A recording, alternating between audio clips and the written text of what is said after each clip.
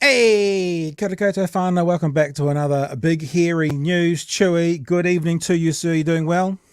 I am doing well, Pat. I have just finished cooking a meal with my lovely wife for Valentine's Day. I absolutely nailed it. Hey, what do you mean, wife? I thought you were an incel that lived in his mother's basement. Isn't that what we hear all over Twitter? Oh, yeah, no, I saw those comments. Sorry to disappoint. Yeah. That was great. No, I enjoyed those comments. As I said the other night, I don't often check the comments after the show, and it's just that's where the real fun is. That was over 200 comments on that video you were talking about. I looked at it the next day. I was like, holy shit, that's a lot. Only some of them mentioning that I live in my mum's basement and I will never know the touch of a woman. So that's sorry, that's I may also never know the touch of a woman again, because I look, like I said, this is where I go from chic to sort of homeless. There's just it goes slightly wider and it goes homeless. So I booked in a haircut for tomorrow, and weak. You've got to commit to it. You got to look like a little sleek again. Sorry about that. Just had to talk to someone in the background. So anyway, hey, look, tonight's a big old show. I don't know quite if this is like last week. It was all about Spiderhoof and her investigation into various matters. This week, it's all about BHN. No, it's not really. We've got a friend of the show, Joe Trinder, coming on very shortly, and I'm sure many of you have seen the internet conversations going around about Elite Māori t-shirts versus ACT Party websites versus alleged Atlas network interference, but I'll explain that that's not quite what that has been going on. We can't quite see the connection to Atlas, but we can see a connection to ACT, and this is actually a really big story. And remember last time when Spiderhoofs came out, I said this will be leading the news stories tomorrow. In my opinion, what we're about to show you tonight should be in news items tomorrow, because it's potentially massive.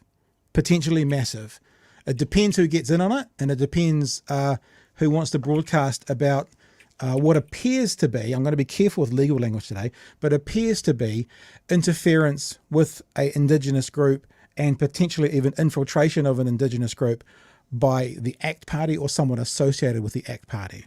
It's a really fascinating story. We'll get to that shortly. And good to see that David has decided to pay a $2 early fee. Good on you, champ.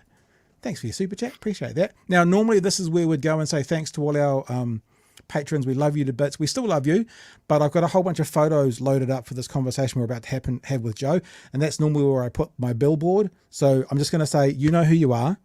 We love you to bits. Thank you for being our patrons. If you want to be a part of what we do, help us to keep breaking big news stories like this, it's patreon.com/Big Hairy News. But for now, let's bring Joe in and have a bit of a chat with the man himself, Joe Trinder. Welcome to the show. Good evening, sir. Kia ora tātou. Kia ora. Now, why don't you start, sir?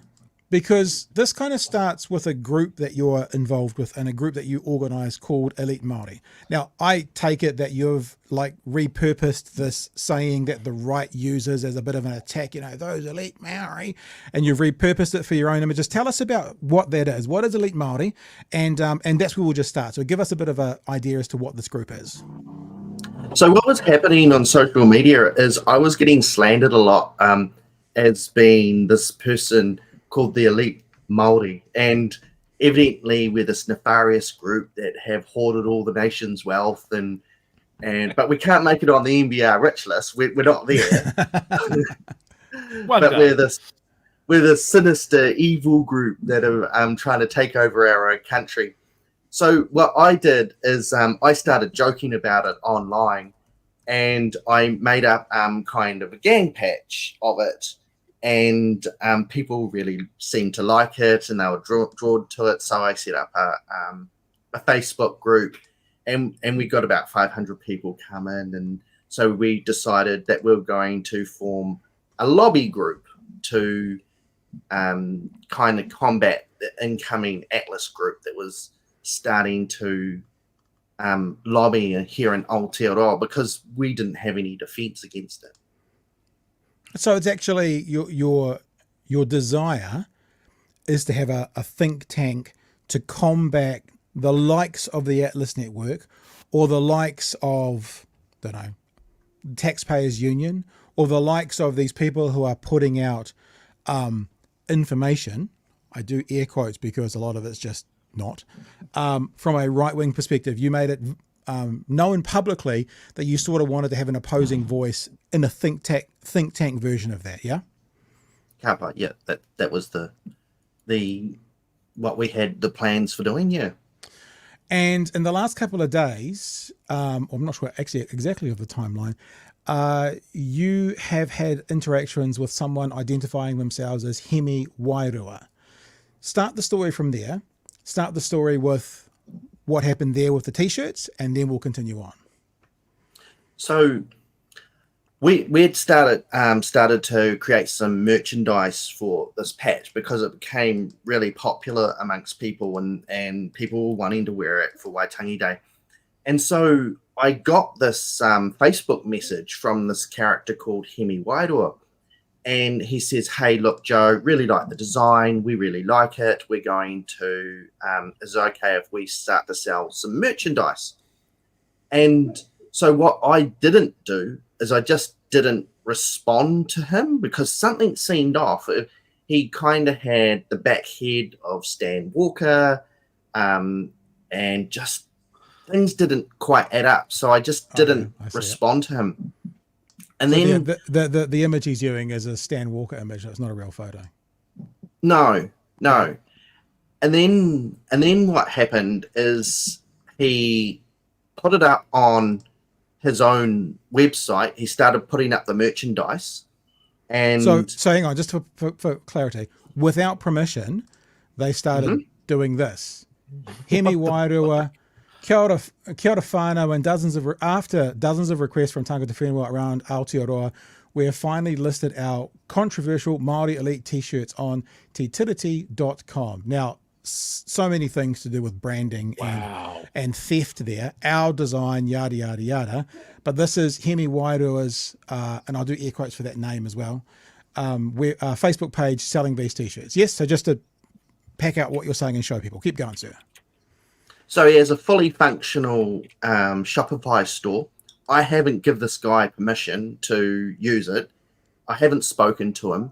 So I just let this play out, because something just didn't smell right about it. There was just something off, and I couldn't put my finger on it. Right. And then I get another message off him a couple of days later that he's going to give me a cut in the profits. So without responding, we had to have a bit of a meeting or hui with all the Māori Elite people, just to figure out what we were going to do with this guy who kind of didn't ask for permission to use our patch. I think you're being very generous saying kind of didn't ask permission. You mean didn't ask permission. You mean stole your design and started selling it themselves. Yeah, that's probably more accurate. Yeah, okay. So what then happened? Yep, what happened then? So I presented it to the group, and then some of the members just went out and they did a wee bit of investigation, and they contacted me the next morning, and things just didn't add up. And we've been infiltrated quite badly. So when you say things didn't add up, expand on that. What did they find? What did they look at? Shall I? And if you've got any particular images you'd like me to bring up, I've got those Facebook images from yours. Tell me what to put up if you want to speak anything to it. But what was it that didn't add up? What did people find? So, as you can see, this is Hemi Wairua's Facebook page, and it looks really genuine. But what he had done is he had hijacked also Hori, the comedian. He had hijacked his Toi Tu Te Tiriti, which had a copyright on it, and he had just started printing off shirts for it, as well as our Elite Māori design. He had, in the photos on the left, you can see Māori leaders like Hone Harawira and just right there. And it would just came off as looking really genuinely about that they were a Te Tiriti supporter. But if you look up the top at the domain name that's there, tetiriti.com, well, that led straight to David Seymour's policies on the principles of the Treaty of Waitangi. Okay, let's pause because we need to go through this because there's a few steps to get to it, lead straight to, isn't it? So if you go to tetiriti.com right now, let me just do that. Sorry. Let's just do this live on the radio. So if we go right now to tetiriti.com right now live, the site can't be reached. Everyone got that?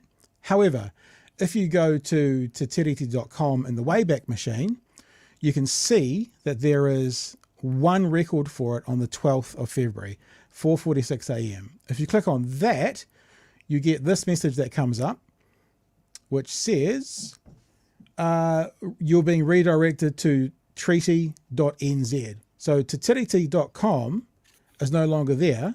What happens there now, what did happen before they took it down, was it redirected you directly to the ACT Party website about their understanding of the treaty. So let's just paint this out again really, really clearly. And I'll use words that I believe, my honest held belief. You had an imposter, a fake account, attempt to steal your gear, sell it for a profit, and in doing so attract eyeballs to their website, which then drove people to the ACT website explaining what they want to do with the treaty articles. Is that fair? Have I been fair with that? That's 100% correct. Yeah, that's fair. So we thought earlier, you were thinking earlier and some others were thinking earlier that there was a direct connection to the Atlas network. I think it's fair to say, and I've had a look at this as well, is that there is an absolute direct connection to ACT. And we all know that ACT has a direct connection to the Atlas network, but from Elite Māori, we haven't yet seen, if I'm being fair, a direct line to the Atlas group. However, it is strange that this started to happen once you made public, you wanted to start up a lobby group to push back against the Atlas network. And as I said, we do know, everyone can look at David Seymour when he graduated the Atlas network's kind of leadership camp, that ACT do have a link to the Atlas network, or at least there's a straight line. So we want to be clear and fair. We haven't yet seen a direct line from Elite Māori to the Atlas network, but there is a straight line from Elite Māori, a subversive infiltration line from Elite Māori and your merchandise to the ACT Party to get your supporters' eyes on their treaty website. Correct me if I've got anything wrong. I just want everyone to be clear on what we're saying. That's it. It's 100% correct. And there's lots of footprints here to check out. If you go and type into, everyone should do this, type into Google tetiriti.store, S-T-O-R-E, just to confirm all of this. The first result that comes up goes to tetiriti.com collections, which is no longer there, but because there's a cache, it still turns up. So 3 days ago, tetiriti.com definitely was there, and that's been taken down.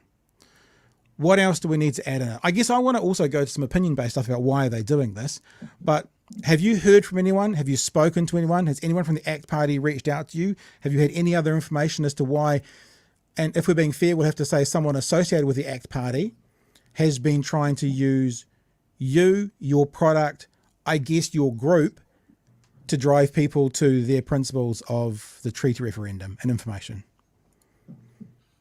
No one's come forward, and we're just quite confused about who is responsible for it. We're running an investigation. We've managed to find out that the domain name tetiriti.com is registered in Iceland. Yep. In some city called Reykjavik. Reykjavik, the capital. Yep. Yeah.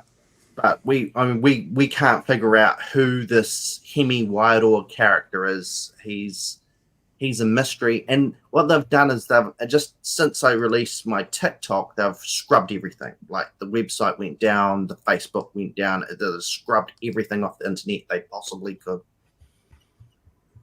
But Wayback Machine and screenshots do a great job painting a picture. So I'm reminded of a story. I can't remember who it was. A wee while ago, decade or so ago, there was a National Party MB who used to phone up Talkback and call himself Hangi or something like that. And he used to put on an accent and he used to try and like talk up National Party issues or talk down Māori issues, like as a more than a useless idiot. He was basically a spy, wasn't he? So the question is, how much do ACT know about this? How much does David Seymour know about this? How much is this actually them trying to infiltrate your group? I mean, I don't want to go conspiratorial now, but there's a long list of evidence of political groups, police groups infiltrating things like peace groups and peace activist groups and green peace groups because they want eyes on the inside to see what's going on. Do you feel that there's part of that involved in this, or is this just about getting your supporters' eyes on their treaty principles? I suspected that there was a level of covert espionage being involved here, so that they could find out what our strategies and tactics were, how we were going to be submitting submissions at select committee when they come up for the principles of Treaty of Waitangi. And I also think that there was a covert effort to direct funds for merchandise back to themselves, as opposed to us receiving those funds. So that means the ACT Party, or at the very least this person associated with the ACT Party, is raising money for either themselves or whatever the entity is by selling your merch. Correct, yeah. And Hori's merch. So stealing. So whoever it is. Yes. Now, if this has nothing to do with ACT, it is now absolutely imperative that David Seymour comes out and disassociates himself from this, because what's happened is, at the very least, someone in the name of the ACT Party has been stealing to raise money and direct eyes for people onto their policy. That's the absolute basics of it. If it's nothing to do with ACT, then they need to come out and denounce it. And if it is something to do with ACT, we need to know more. Would that be fair, boys? Absolutely. Yeah, absolutely. I feel for Hori. I mean, that's his brand, Toi Tū, and he's really proud of that. And here's someone who's come along, hijacked his merchandise, his brand, and tried to make profit out of it without getting the proper permissions or copyrights. Yeah. Chewy, you've been quietly tapping away there in the background. What are your thoughts, my friend? This reminds me of quite a bit of skullduggery. Well, obvious skullduggery, but what it reminds me of is, do you remember in the past couple of years, Taxpayer Union getting smacked for using false names to submit a barrage of official information inquiries? Yeah. Do you also remember them getting caught out registering Groundswell's website? Yeah. Stop Three Waters, defend local democracy, the campaign to let dairies keep selling tobacco, all of these sort of things. They love to build like a fake grassroots movement, and they're always trying to register websites to kind of get that perception that it's an organic sort of movement. And like, just in the New Zealand sort of space, that's kind of where my mind goes to. I mean, I've got nothing to back that up, of course. It's just, it reminded me of all of these other things that they've done. And we've been talking a lot this week about what is the purpose of Taxpayers Union? What are the links between Taxpayers Union and right-wing lobby groups? So, I don't know. I feel like that meme of that guy standing in front of the thing going, I don't know. But it seems to be happening. People are just fucking with like these guys love talking about, oh, we've got to defend democracy and it's one person, one vote and all of that sort of thing. And then behind the scenes, they're just fucking with that. It's not one person, one vote. It's who's got the biggest wheelbarrow of money and how can we put our finger on the scale to keep our opposition on the back foot. Do we have to stay legitimate? Not at all.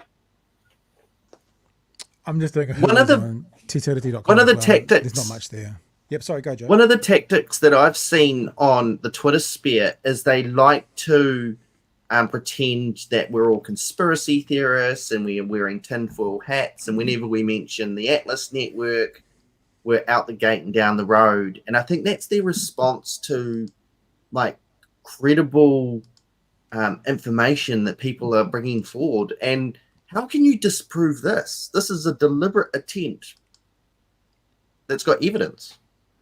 Yeah, the evidence is there's a connection to ACT, not to give them an out, but you know, I could have set that up and I could have done the redirection to the ACT website. That's what we need to find out. Who has set this up and why? Who set the redirection up? Is it some ACT fan who was stealing and then wanting people to go and read this, or was it the ACT party? So again, I would say David Seymour has to answer these questions. He needs to answer these questions with people who have got access to him, which are the reporters and the political reporters. Does he know anything about the Titiriti.com website being redirected to the ACT referendum website? And if it's not to do with ACT, why all of a sudden is everyone running around cleaning it up? Because that to me, Chewy, sounds like an organisation going, oh shit, quick, go. Because if it's some incel, to use that word again, sitting in his mother's basement, he don't give a fuck. I mean, he'll just leave it up. It doesn't bother him at all. But this feels like someone's been caught with their hand in the cookie jar, and someone who can possibly be identified. Because if you can't be identified, why would you be caring about cleaning it up?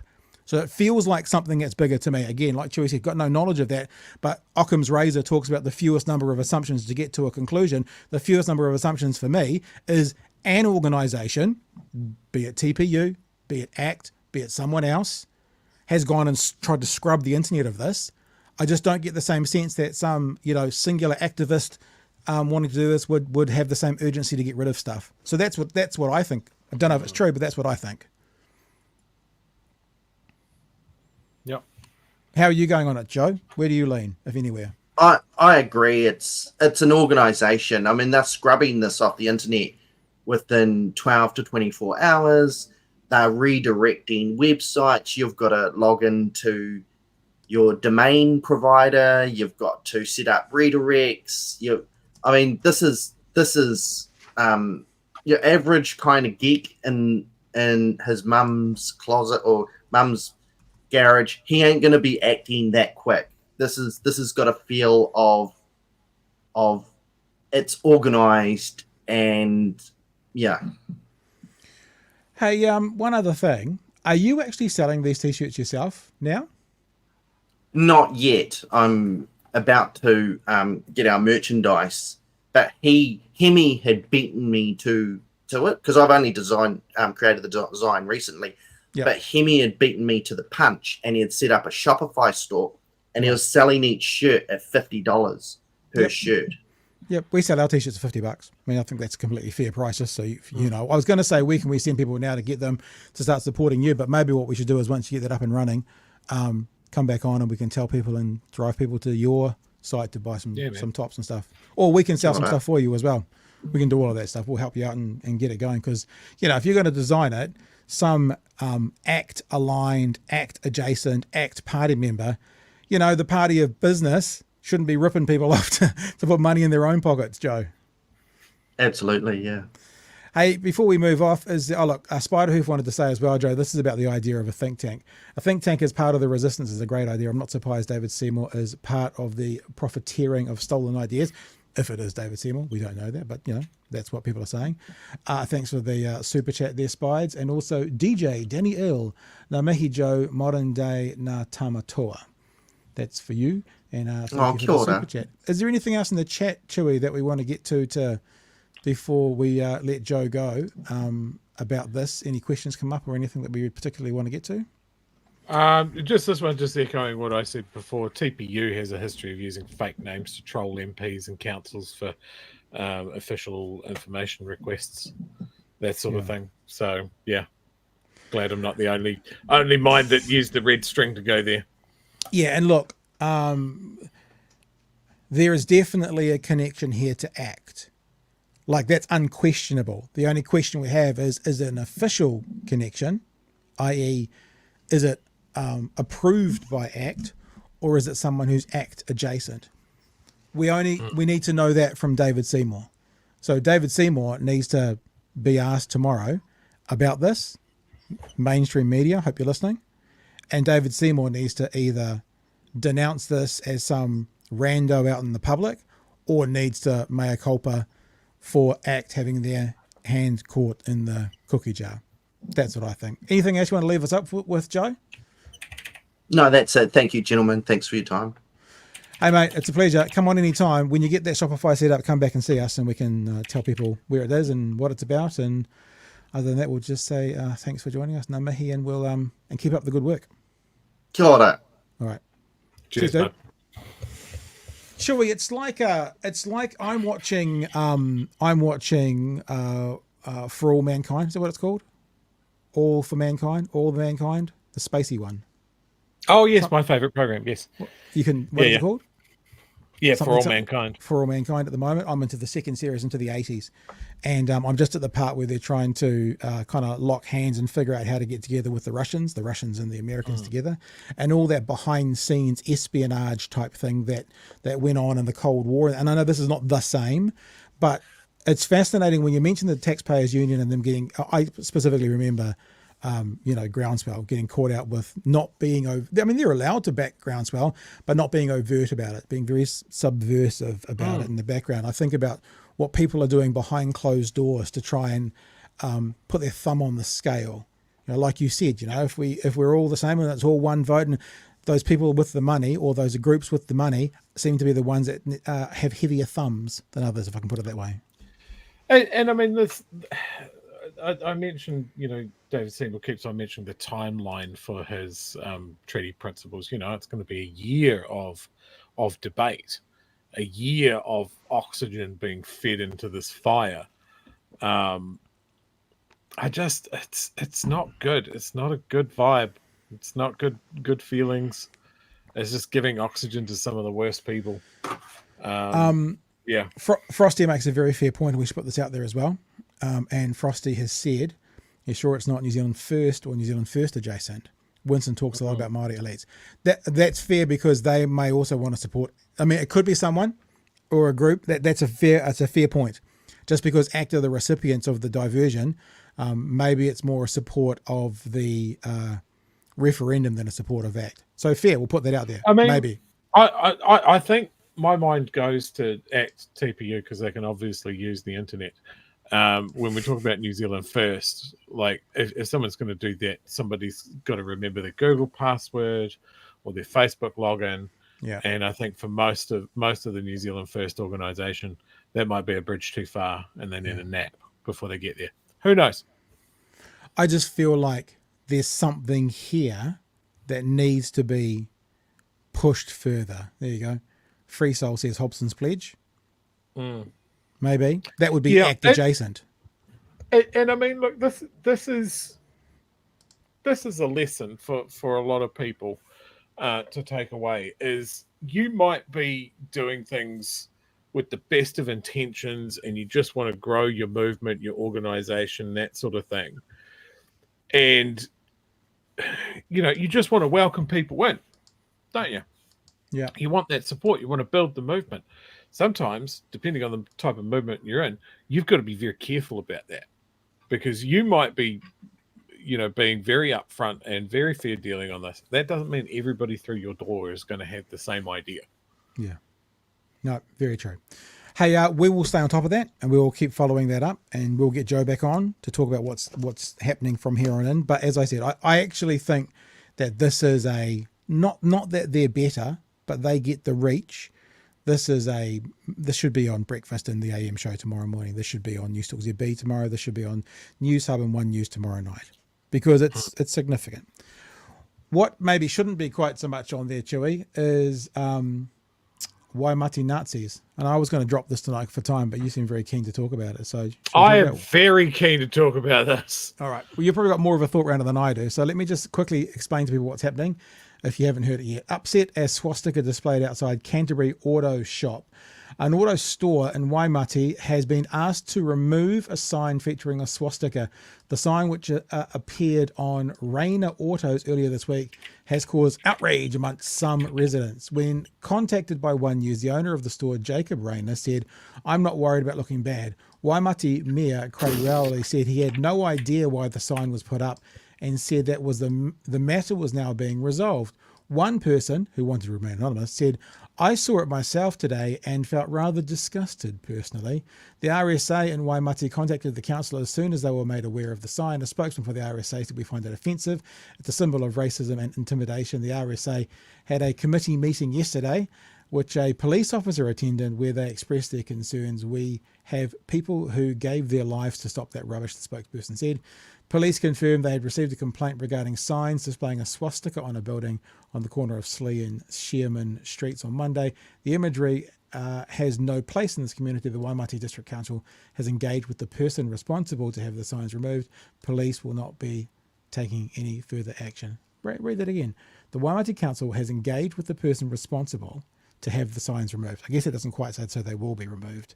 The one thing I thought was surely we should be hearing from the Free Speech Union. Surely they should be out defending the right to keep a swastika. That would be their bag, wouldn't it, Chewy? Anyway. Would that even be too nuclear for them? It's not illegal in New Zealand to display a swastika. In parts of Australia it is now. They recently decided that because people have taken their whole brains out of their heads. If this happened in my community, I don't think it'd be the council having to do something or a committee meeting happening at the RSA. I think someone puts up 2 Nazi signs on the outside of a building. That's a call to action. Yeah. You have a Nazi in your community. That's not a good thing. Yeah, interesting. But those signs would be down. I'm just having a look if they've got a Facebook page. No, I had a look for it myself. The building's Kaipoi? recently been no. Kaipoi is north, isn't it? Kaipoi is slightly north of Christchurch. Yeah, but that's what we're talking about, isn't it? Isn't that where Waimate is? Waimate, north of us, south of Timaru. Still Canterbury though. Nope, north of Otago. Oh, but the story said Canterbury. That's what I'm saying. All right. Anyway, never mind. No, that's a good point. It's South Canterbury. Waimate is South Canterbury. Okay. But yeah, you're thinking Waitaki, Waimate. Anyway, let's not get bogged down on who's who. Geography. Yeah. Look, it's fun. Like the thing about all of these debates that are going on. I mean, you've got Trump, you've got the anti-COVID stuff, anti-vax stuff. You've got the treat. There are certain segments of the community that might not have felt brave enough to put a swastika on the front of their newly purchased building. Yeah, good Lord. But obviously in Waimate, this guy feels pretty comfortable. I think the word is... doesn't feel like there's going to be any real consequences. The word is emboldened. Like, that's not just a Nazi sign. What's interesting is I don't recognize that symbol as a whole. Obviously, the swastika in the middle. The rest of it is weird. I'm not familiar with it. Is it? But can I ask this as well? There's the SBS up above it as well. Aren't those two kind of lightning strikes Nazi regalia as well? Yep, those are SS runes. Yeah. So yeah, I'm not familiar with the SBS, but the runes and the combination with the swastika, you can't explain that away. My mind goes to that neo-Nazi in Christchurch who had an insulation company, and he had sign written van with a lesser known Nazi symbol on it at the time, and he was quoting installation of insulation at 1488 a meter, which was 1488 coded Nazi bullshit. Yep. Like, some people feel very brave and they don't fear the consequences. the police are going to go and have a chat. There's nothing that they can charge him with. The council are going to go tell him, hey, you got to take those signs down. He doesn't have to. The RSA can be as concerned as they like. I see our friends at the Jewish Council have said that it's despicable. This guy clearly does not give a single fuck if he's brave enough to do that. I am interested though about the council, because I know, having worked with some businesses in Dunedin, sometimes the council does have and can have input into their signage and what they put out there. So maybe they can, not necessarily saying they can ban Nazi, but maybe there's some other box they can tick to say why it's not allowed based on council regulations. Just wondering. Yeah. Yeah. Dave 24/7 mentions that Finland's Air Force has a symbol on the wings, but it's different. Yeah, it's still a swastika. They've had it. That's been their symbol. It predates the Nazis. I'm pretty sure that this guy's not setting up a Finnish Air Force base though. So, yeah. Finland Air Force today have a Nazi swastika today.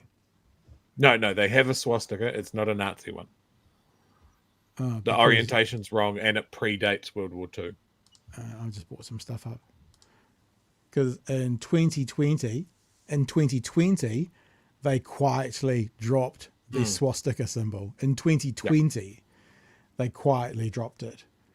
It was a long and rather surprising choice of imagery for Finland's Air Force Command: a swastika and a pair of wings. So they felt emboldened enough to keep it until, even though it was before, until 2020. Okay, well done. It was part of, so the guy that set up the Finnish, it's history time with Chewy. The person that set up the Finnish Air Force after World War One was a lord of some sort or an aristocrat. He bought the first airplanes and donated them to the country. It was part of his coat of arms or something like that. But yeah, in all things, the swastika existed before the Nazis, and they forever tainted it. Yep, there's I think there's an Indian religion that uses it as well. Buddhism uses it. As a Buddhism, they use it. Yeah. The floor of the Christchurch Cathedral is covered in swastikas. I always used to find that very funny because Christchurch has a lot of Nazis, but they didn't go to the church, so it's fine. Brother Mark's just suggesting History Time with Chewy might be a new segment. So, oh fuck, I could do a history podcast. I thought it was Hindu, says Mr. Anderson. Oh no, yes, you're right. It is Hindu. It is a Hindu. Like I was in where was I? Taiwan airport. And they had a multi-faith prayer room, and of course it had the Christian cross, the Jewish star, the Muslim Islamic crescent moon, and the swastika. And I remember seeing people, specifically Russians, walking down, seeing that sign and stopping in their fucking tracks. I can imagine walking past and doing the double take. What is this? They got big mad. But yeah, yay Nazis, ruining things for ages. Snazzy uniforms. But maybe they're very good at painting cars, so all will be forgiven for that shot, perhaps. Maybe. We had a chat. Oh, actually, before we go on, did Paul have a comment you wanted to put out there? Because before we kind of move away from conversations. Oh yes. Paul, the other one. If you're not familiar with his work, another excellent content creator. Search him out if you haven't. The website used for specific pushing of ideologies and redirected links is a common tool used by the NZCPR in the local body elections of 2022 and the subsequent issues that they wanted to push. So there is definitely a track record for using this tool to co-opt movements, direct fire, just generally ruin shit. I just think the connection and I think, like I said, the scrubbing of it off the internet needs to be that screams organization to me rather than individual. And so who was it? What were they doing? Hey, last night we talked a little bit about Louise Upston on Q&A and dreadful appearance. Yep. The National Party's vindictive, spiteful, horrible plan for beneficiaries. And Jack Tame asking quite a few questions about children and how the children of these beneficiaries who are going to face sanctions react. Anyway, it came up in the House today. So let's have a look.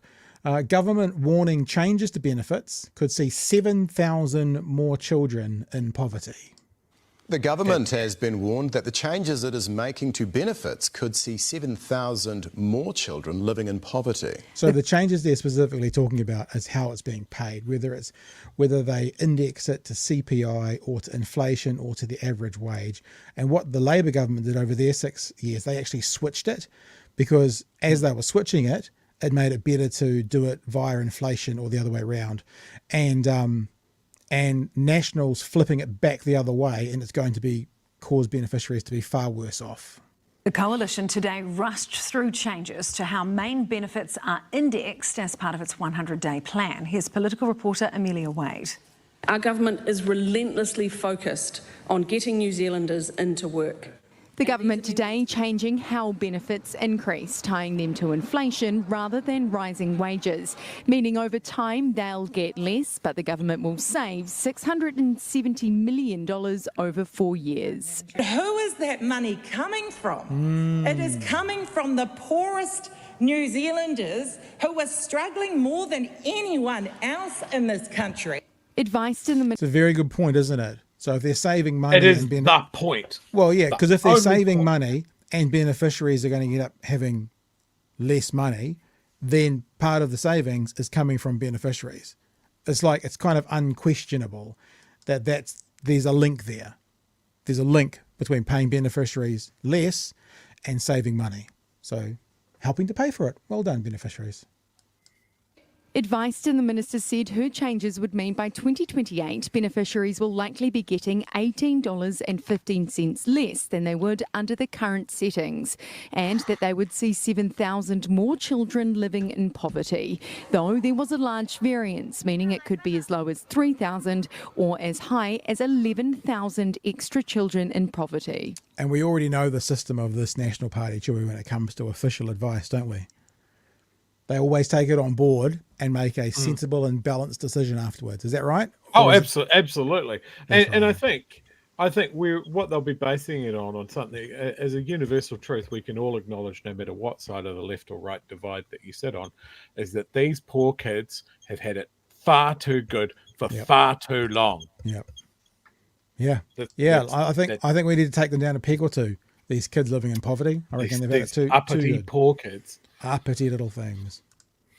We want people receiving a main benefit to continue to have enough income to meet their basic needs. And we're going to do that by making sure we pay them less. But also to ensure that the best way to get ahead is through a job.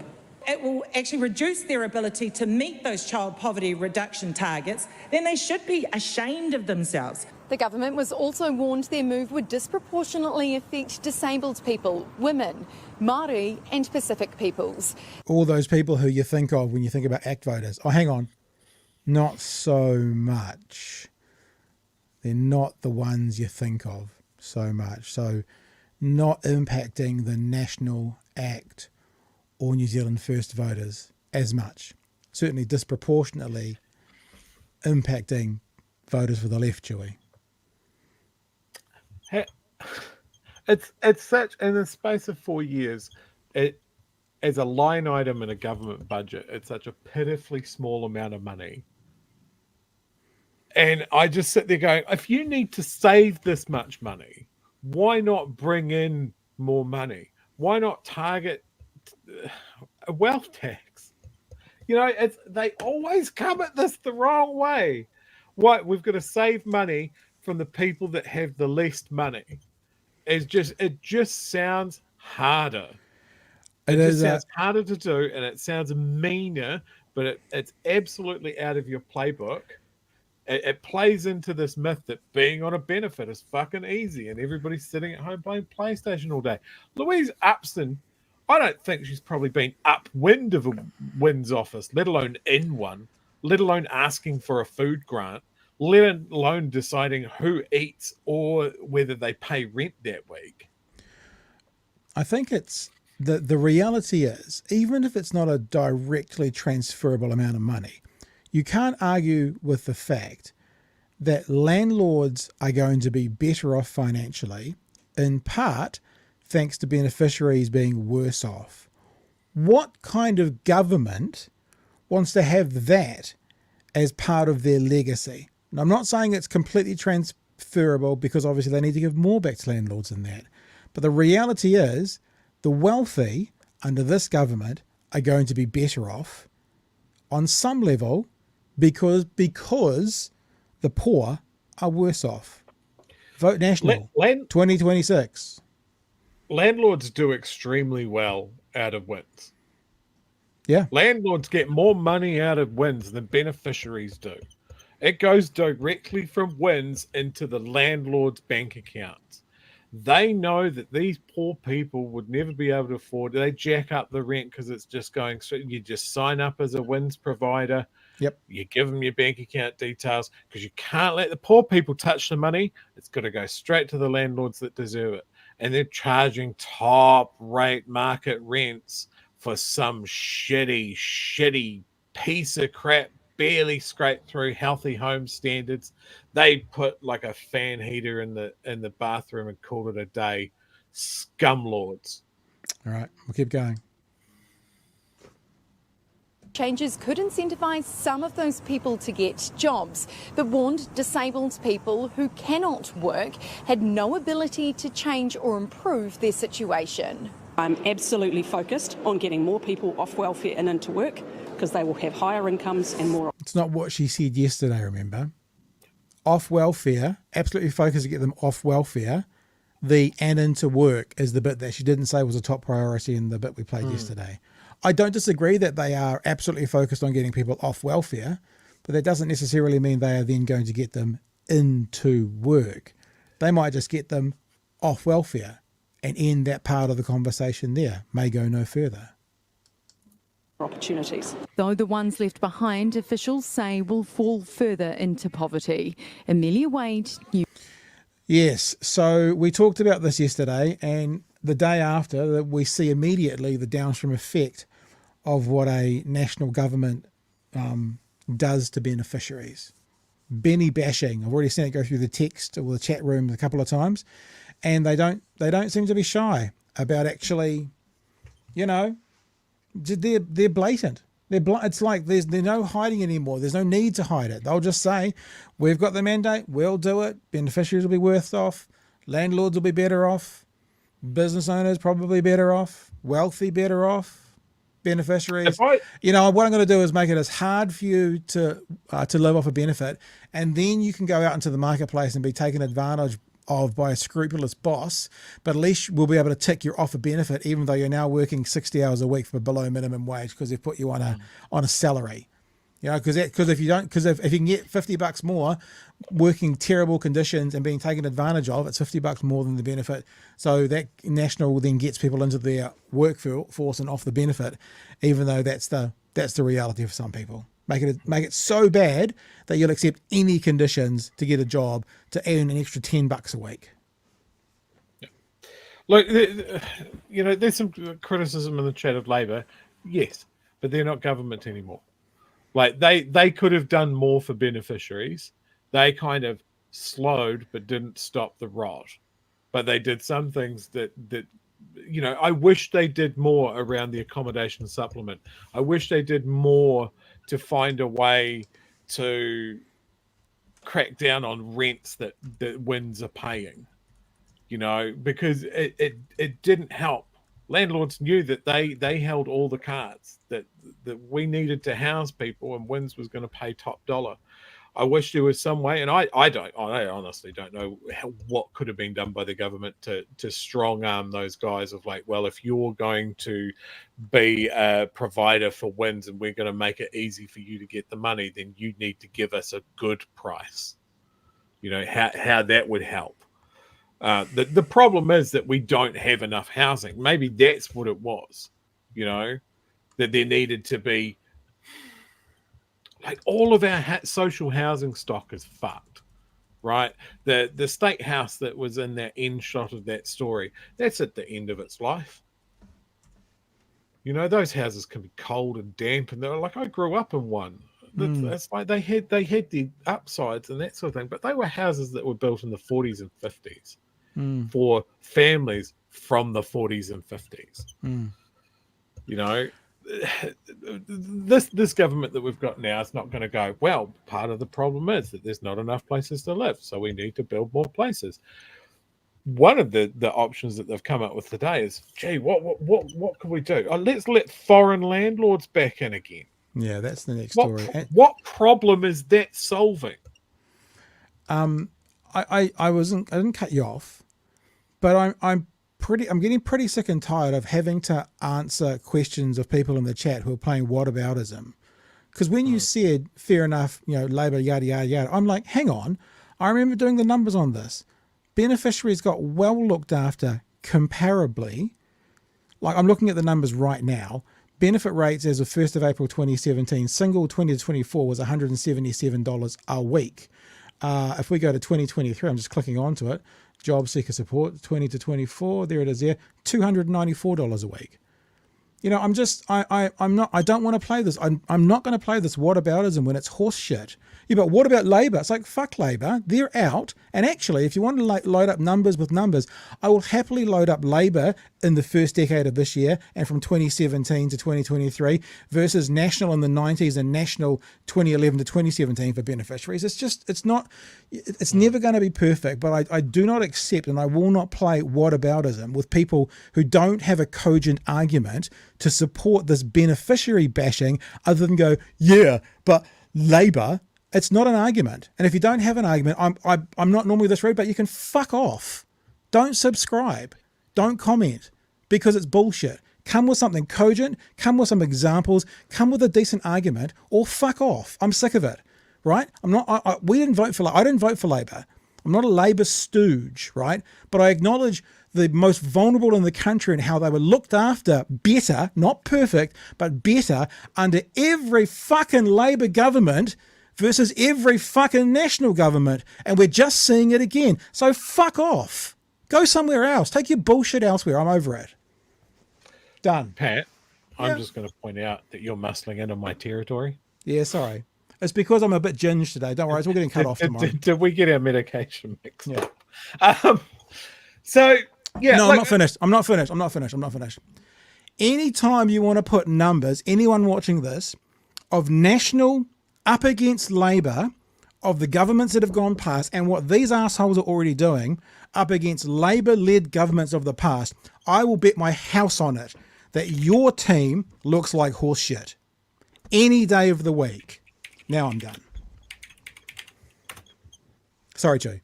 I had to blow my fufu out for a bit. Just making sure, because I've like we've kind of arrived at a point here that one of the big driving factors for inequality in this country is housing. And there's a big reason why nobody's really motivated to solve it. Like Labour had a big crack. Yeah. They built a lot of houses and a lot of apartments, and they put them in suburbs where the ratepayers groups were not happy because it's ruining the amenity of the area. Those cunts have fought tooth and nail a lot of those developments, and they love being in the paper with this face, with the crossed arms in the face. But that's the driving force of inequality. If more of your wage is going to your shitty house and you can't do other things with that money, you can't feed your kids better, you can't afford to run the heat pump that the landlord had to put in because the government forced them to, you can't afford to run it. Yeah. You know, and nobody really wants to tackle that problem because the first thing that it's going to affect, it's supply and demand, is people's house prices. And that has always been our problem, is that people have seen houses as an investment. It is your retirement. It's a tax break. It's a way to get ahead. So we buy and sell shitty old houses to each other, and we hoard them, and we let poorer people live in them for a premium because we look at the capital value of the house just go up and up and up, and it can never go down. Yeah. Fuck, it can never slow down. Yeah. Like the moment that I stopped looking at those websites, because I sat there and going, no, the house that I'm in is not an investment. It's my home. Its value on a website doesn't exist until I want to sell it. There's no point in watching that stuff. But some people have built, like, if my house price doesn't increase, grow and grow and grow and grow and grow, I'm not going to realize that capital, that tax-free capital. And there are people that are scrambling up that ladder that so many people have gone way ahead of them. And if anybody affects house prices going down, it's the end of the fucking world. So neither side want to touch it. Both sides of the political argument, their portfolios are full of fucking houses. I've said this before. If you want to be an MP, get rid of your investments. Show a fucking spine. Be in for it. Have some. You can't make decisions on this knowing that it's going to affect your investments. Yeah, the National Party made such a big song and dance about appearance of a conflict of interest, whilst they're all making changes to the property investment portfolios and out there, whilst they've got houses up the wazoo that is going to impact them positively. It's like, if you can't see that, you're willfully blind. Right, it's a conflict of interest, not even an appearance of. If you own seven rental properties and you're making a policy that makes it better for landlords, it's just a conflict of interest. Full stop. Like there is something that needs to be done, and the government needs to do something about it, whatever government that is, and the banks need to pull their fucking heads out of their asses as well. Everything in this country should be geared towards getting young families into a house that they own as soon as possible. And I see a couple of mentions of build to rent or rent to own or that sort of thing. The banks need to consider, like, if you go to the bank and you go, well, how much is a mortgage for this $700,000 house that I want to buy? And they go, well, it's going to be X amount of dollars per week. Oh, cool. 9 times out of 10, that's less than the rent that you're paying. But they don't look at your ability to pay that, the fact that you've never missed a rent payment in 7 years. But they'll look at you and go, you get McDonald's too much and you don't have enough savings. Their only factor should be, can this person reliably service this debt? And then once you get in your first house, you don't get to use those same tools. It's kind of like what KiwiSaver was built to. You could use it for your first home. Get on the ladder.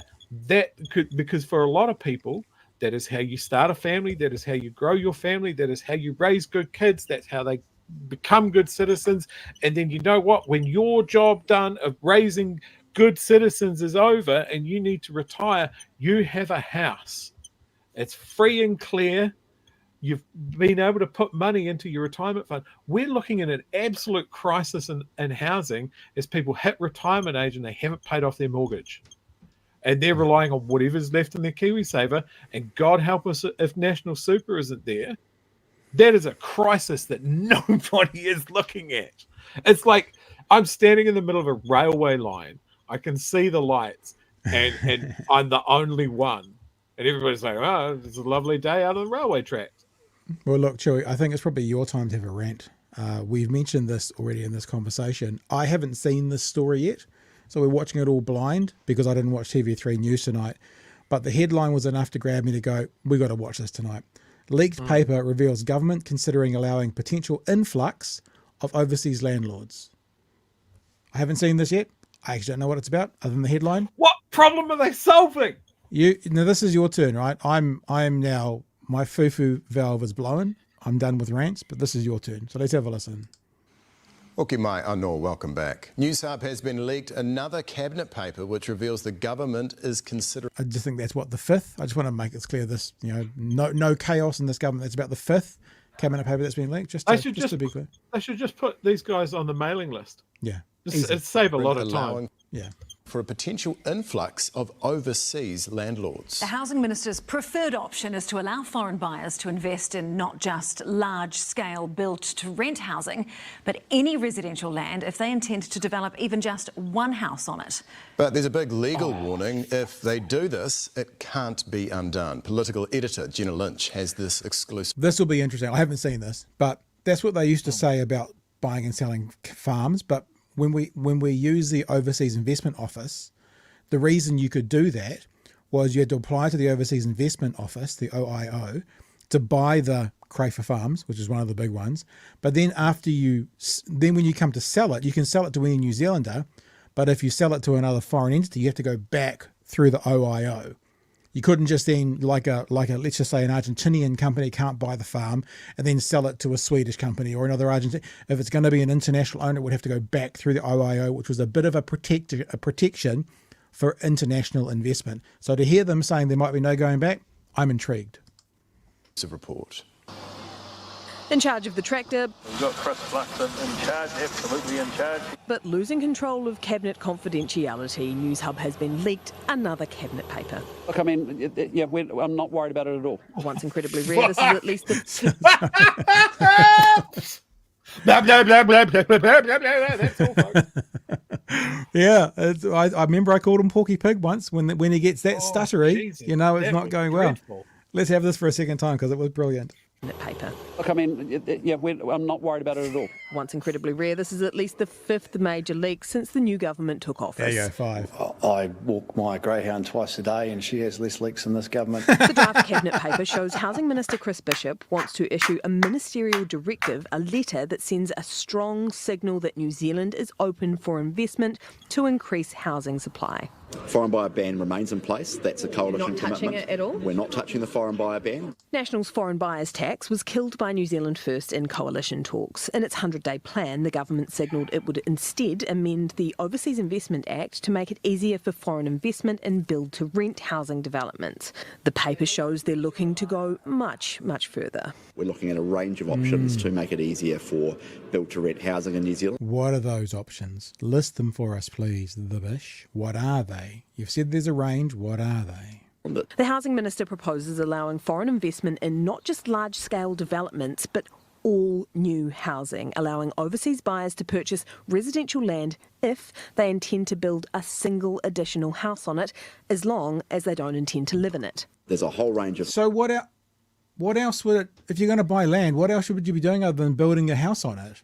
We talked about this last year, right? And this is something that the mainstream media didn't pick up on at all, but we talked about it a lot when they talked about the foreign buyer tax. And they were like, high price houses, they're not going to buy the $2 million houses. And we said over and over and over and over again, of course they are. They're going to buy 20 of them and they're going to be rentals.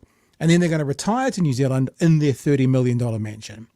So they're going to buy a bunch of $2 million homes and they're going to rent them out. And then they're going to retire here with a literal land bank in their $30 million home. I mean, other than the government now not receiving tax from this, unless that's a hidden thing we're going to see, how is this any different? The foreign buyers now buying up houses or building houses as rentals and then doing the same thing. I mean, how's it any different? I mean, unless what it is now is this government's so bad is now they're actually going to let them do what exactly they were going to do and not get any fucking tax for it. Let's just going to let them in now to do it and actually the coffers see nothing for it. Maybe that's what they're going to do, Chewy, because that's how bloody good they are. Sorry, I promised I wouldn't blow my valve this time. I won't. No, let's go. Fucking housing sets me off. I mean, I see now why we've had comments from the chat about build to rent or that sort of thing. It's directly revolving around this. I have no trouble with foreign investment, but it is a tool for us to solve a problem. It is not like, fuck, we don't know, let's create some new exciting problems that other countries have had. Well, let's learn nothing. If it is a case of like, shit, the government doesn't have enough money to build the social housing that we need foreign investment. We need foreign investment for New Zealand businesses. We need to change the focus of investment and what is a smart investment in this country. At the moment, if you pour your money into housing, it always pays out. There's fucking no risk. Mm. And meanwhile, New Zealand businesses had the poor cup out going, please someone, fund my idea, fund my business. They have to bow and scrape. Overseas, it's reversed. You put your money into a business, you build a business.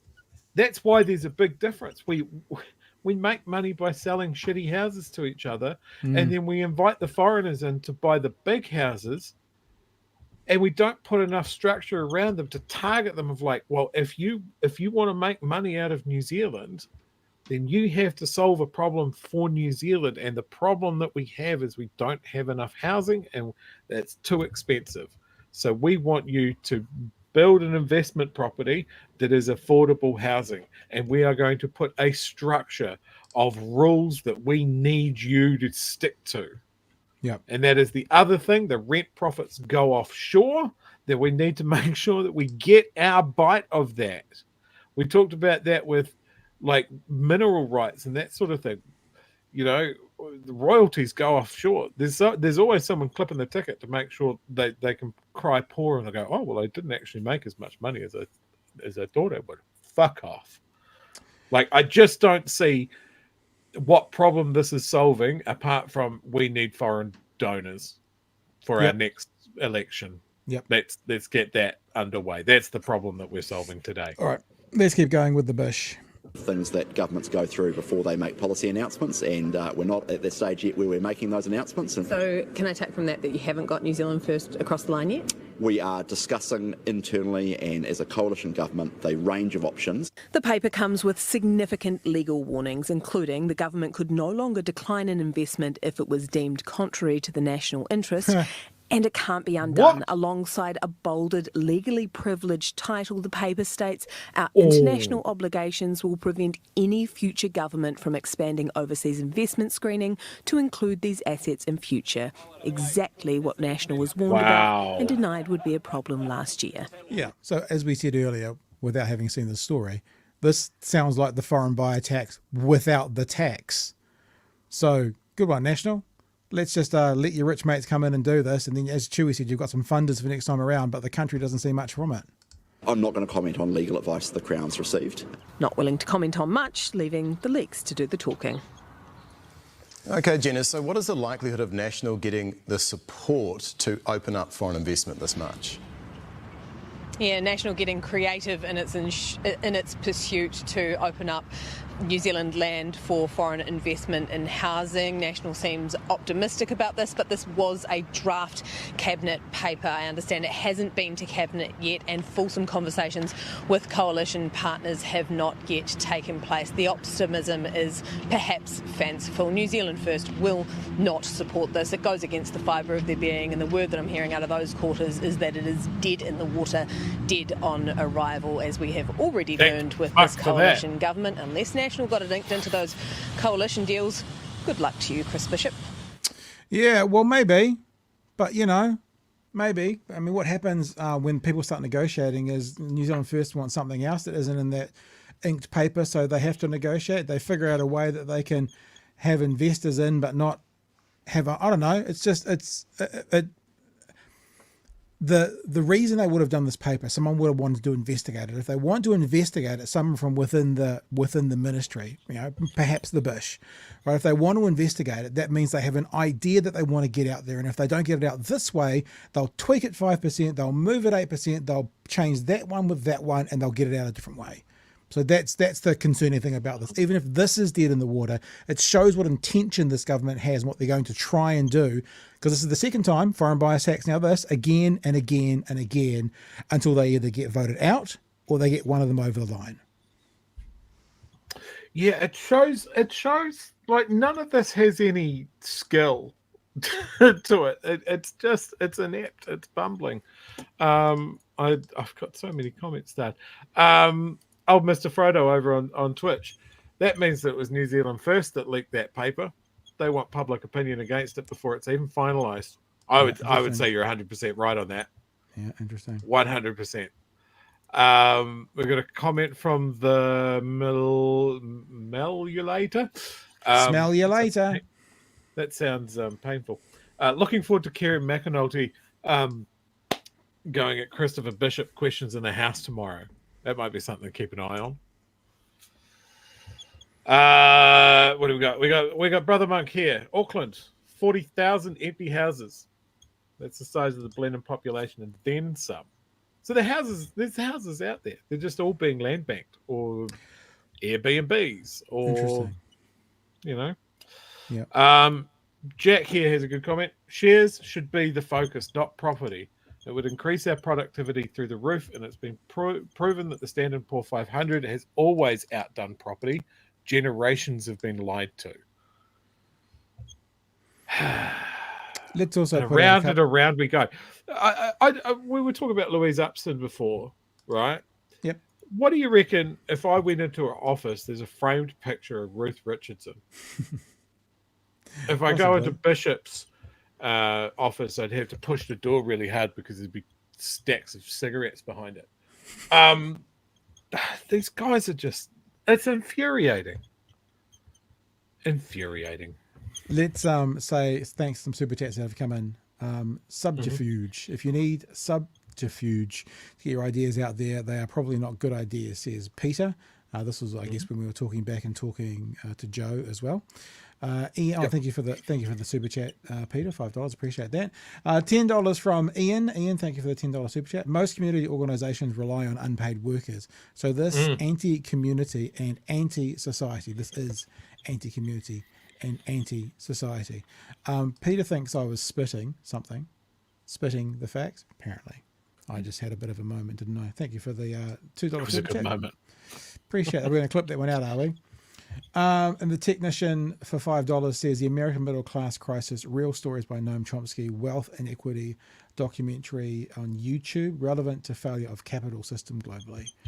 From the technician, add a $5 super chat. We thank you for that. Yeah, I saw this comment from Barry as well. In Ireland, we've had vulture funds investing in newly built properties for rent, and it's a disaster. So, yeah, we're happy to look overseas for ideas. We don't look overseas for ideas that haven't worked. Yeah, and then we don't go, fuck, we better not do that. Are you suggesting that the National Party and their Tory influence policies of last year might not be where we want to go and look at? Maybe not. Okay. Hey, tomorrow night, and I'm gonna have to look them up. I don't have them ready, but we have a guest coming on the show. Just make yourself comfortable while I look up the thing, because I'm not going to get it right. I know I'm not. Anyway, we've got a group coming on tomorrow night who are a Jewish group who are against occupation. Okay, let me just see if I can find it. No, it hasn't found it. Go to that one. Yep, I can't remember how to say their names. I'm sorry. I could probably go to my YouTube. Anyway, look, tomorrow night we've got guests coming on. I'm just going to my messages because that's how. So there they are. Dayenu, Dayenu. Dayenu, New Zealander coming on tomorrow night. There we go. I can do that. I can shut that, and I can bring this up. See, slick as. Dayenu are coming on tomorrow night. New Zealand Jews against occupation. They will be with us from 9 o'clock, and we will be having a chat with them about obviously the ongoing war in the Middle East. War. I'm a bit uncomfortable with that word war because, like you've said before, Chewy, normally a war you have two sides fighting against each other, two armed forces fighting against each other. I did a tweet this week and I think I changed it from war, and then I said conflict, and then I said ongoings, and I wasn't entirely sure There's how one to word, list Pat. it. There's one word. What's that? Genocide. The genocide. It's a genocide. It's wholesale slaughter. There's invasion, something, infiltration, genocide, ethnic cleansing. Right, the ethnic cleansing. Okay. So they'll be coming on tomorrow night to have a chat with us. Other than that, we'll do our best. I can see someone's already mentioned Discord in there. Bay Hudson. Yep, we'll probably open up Discord tomorrow night. And yeah, there's not too much else actually. I have to go have myself a stiff drink now, I think, is what I'm going to need to do. I appreciate you all. The story that Joe Trinder shared with us tonight is important to get out there. I will be sitting at this desk, and I will be editing that together now and putting it out there. It'll go onto YouTube at 6 o'clock tomorrow morning. So make sure you share it around. And other than that, We'll hopefully catch you tomorrow night from 9 p.m. for another big, hairy edition of Big Hairy News.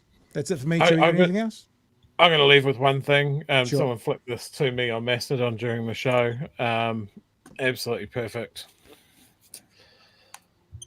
Yeah, there you go. Giving to the rich, stealing from the poor.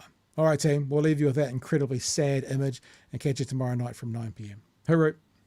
Cheers, fam.